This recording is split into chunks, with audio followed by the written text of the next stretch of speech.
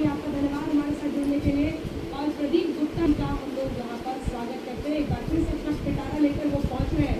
आइए मिस्टर गुप्ता, चलिए 4 जून को आपका असल इम्तिहान होगा, लेकिन उससे पहले उत्तर प्रदेश की 80 सीटों की कहानी आपकी दावा तो बहुत बड़ा कर दिया आज, बहुत बड़ा दावा कर दिया, बहुत बड़ा नंबर दे दिया इस देश को।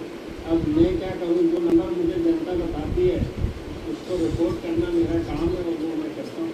चलिए, हमारे सबसे पहले तो अपने दर्शकों को ये बता दें कि हम लोगों ने भी बड़ी कोशिश की थी कि कुछ इनसे समझा जाए, कुछ बताया जाए, लेकिन इन्होंने जो मेहनत की है इसके पीछे और जो नंबर थे वो एक एक करके ईमानदारी से सामने रखना चाहते हैं। तो अंजना, लेकिन अब हम चलते हैं उत्तर प्रदेश, क्योंकि हमारे तमाम दर्शक इस समय उत्तर प्रदेश का इंतजार कर रहे होंगे। इसलिए अब एग्जिट पोल में बारी है सबसे आखिरी और भारत के सबसे बड़े राज्य उत्तर प्रदेश की। और आप अपना दिल थाम कर बैठिए। उत्तर प्रदेश में लोकसभा की 80 सीटें हैं। ये अपने आप में एक पूरे देश के बराबर है। और एक तरफ समाजवादी पार्टी और कांग्रेस का इंडिया गठबंधन है, दूसरी तरफ है एनडीए और तीसरी तरफ है मायावती की बीएसपी जो अकेले ही चुनाव लड़ रही है।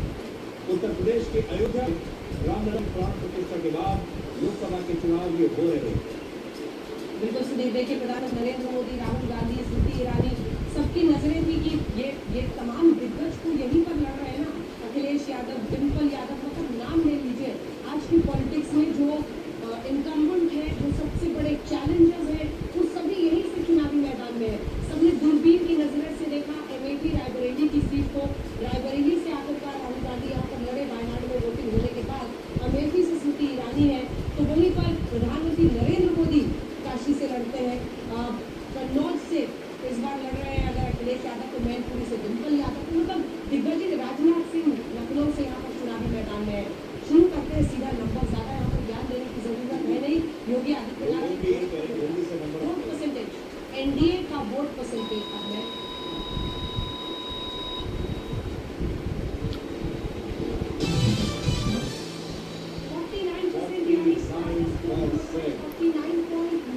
49.98%, बीजेपी का था। अपना दल का लगभग 1.5% था, 50% पिछली बार था बीजेपी और का। आरएलडी का भी करीब ये था, 1-2% दूसरी तरफ की आरएलडी तो 49% है। अब हम आपको इंडिया गठबंधन का, क्योंकि यहाँ पर कांग्रेस और समाजवादी पार्टी का अलायंस से बीएसपी अलग से लड़ रही 39%, यानी बहुत अंतर है और बहुत बड़ा अंतर है। अब सीधा सीट्स पर चले, सीधा सीट्स पर चले, एकदम सस्पेंस खत्म करते हैं आपके लिए, आपको भी समझ में आ जाएगा यहाँ से क्या कहानी है। ये देखिए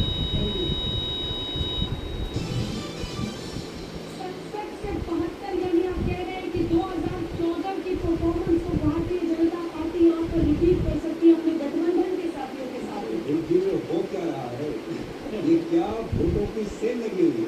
ये आप देखेंगे कि सेल तो बिल्कुल नहीं लगी, ये जनता का विश्वास है जो किसी पार्टी के पक्ष या किसी नेता के पक्ष में साफ नजर आ रहा है।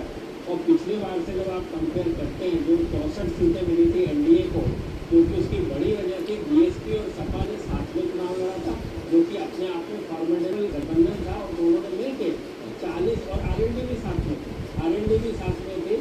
इस बार आरएलडी एनडीए के साथ चुनाव लड़ रही है, बीएसपी अलग चुनाव लड़ रही है, और एसपी और कांग्रेस ने साथ में चुनाव लड़ा है।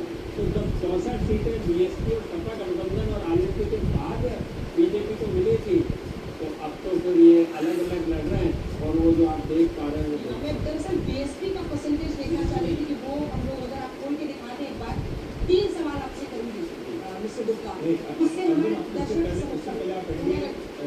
इंडिया गठबंधन नहीं दिखाएंगे। वो दिखाना चाह रही थी, उससे पहले चलिए ठीक है, पहले इंडिया का दिखा देते हैं और इंडिया के सीट्स आपको दिखा देते हैं। लास्ट के 12 सीटें यहाँ पर आपको दिखाई दे रही है। सबसे बड़ा जो बीजेपी का मतलब अगर हम अलग कर दें, अभी यहाँ पर एसपी है या कांग्रेस को भी सीटें आई हैं? कांग्रेस को भी बहुत सीटें आ रही है। उसमें अगर आप देखेंगे तो मैं बता देता हूँ, बीजेपी को अकेले 64 से 67 सीटें, बीजेपी के अलाइंस जैसे कि आरएलडी है, वहाँ पे राजभर की पार्टी है, उन सबको मिला के 3 से 5 सीटें, तो 70-72 हो गई। कांग्रेस अलाइंस यानी इंडिया गठबंधन हैं तो आपसे